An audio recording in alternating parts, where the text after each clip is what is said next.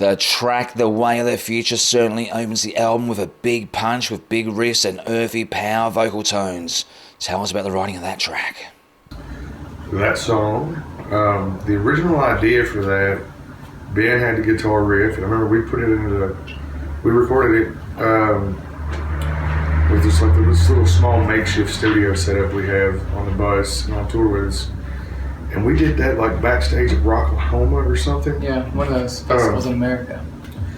And then we went on stage about 10 minutes later, and we kind of forgot all about that one for a little while because we got together and started writing some other ideas.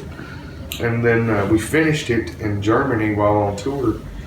And it's heavy, man. I mean, it's, like lyrically it's heavy, musically it's heavy. It's just a hell of a song to start the album out with. Shaking My Cage features an intro which resembles the sound of a dulcimer or a metal string zither. Can you explain what you used on that track? This track also grew so well between all the members. Basically, the intro to that was played on a Dean. A dobro. Yeah, like a dobro, basically. And we wanted that kind of old school bluesy sound, because it's kind of a cool, creepy, sexy song, and we definitely wanted that. I don't know those words flow the best. Yeah. Cool, creepy, sexy. It makes sense. What is this, TLC's Dark Side Project? Yeah. Crazy, sexy, cool, creepy, sexy. Come on now. That's what we used. It was just a dobro, a Dean dobro, and and then so when it comes in really heavy, it makes it that much more impactful. But that was a fun song. Everything on that, John used a 12-string bass. So it was just really cool. A lot of cool music happening there. I played the mouth harp.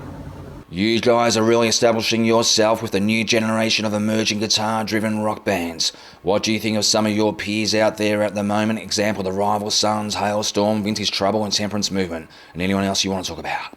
We are a fan of the riff rock, and if that's a category we can be put into, that's an honor because you grew up listening to Led Zeppelin and Hendrix songs that were, and so many others, but Skinner, songs that were focused around the guitar riff and what it was doing.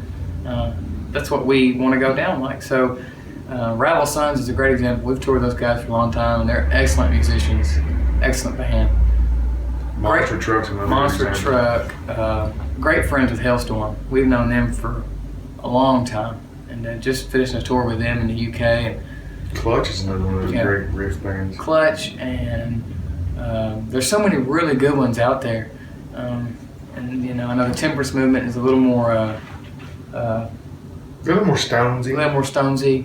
Classic rocky, but there's so much great real rock and roll music happening right now, and it feels good. It feels good to see it coming back a little bit. How much interest or impact did Australian rock and Australian musicians have on you guys?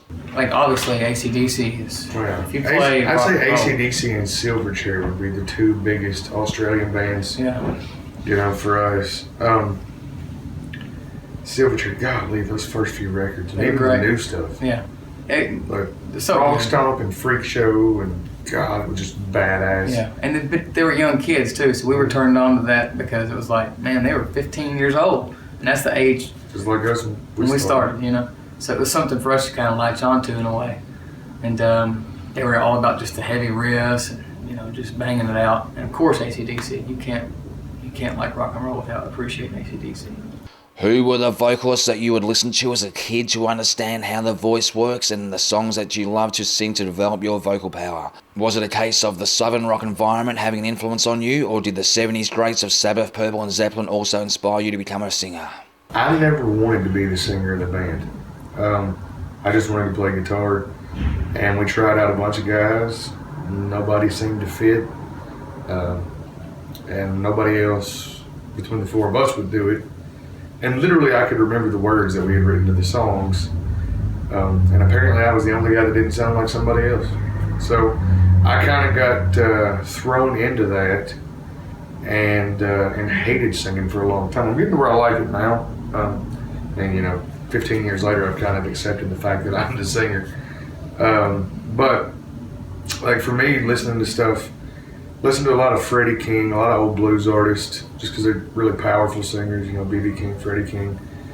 And then, like, a lot of Southern rock stuff, Greg Allman and Ronnie Van Zant, all those dudes.